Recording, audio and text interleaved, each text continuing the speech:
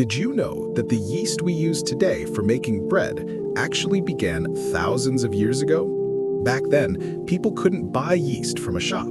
They would simply mix flour and water and leave it for hours. The natural yeast in the air would slowly enter the mixture and start fermentation, making the dough rise. But this process took 2 or 3 days. Sometimes it became sour, and sometimes it wouldn't rise at all. This is how the first form of yeast, sourdough, was born. The cakes of that time were also completely different. The Romans used to mix honey, fruits, and beer foam to make bread-like cakes because the foam contained tiny amounts of yeast, although they didn't know what actually caused fermentation. In the late 19th century, this mystery was solved by a German scientist named Eduard Buchner. He wondered whether fermentation truly required living cells or whether some chemical substance inside the cells caused it.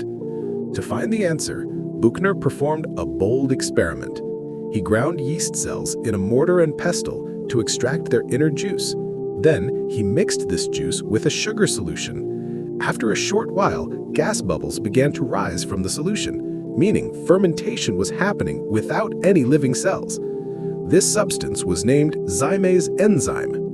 In 1897, Buchner proved that fermentation was not the result of some mysterious life force, but a completely scientific chemical process.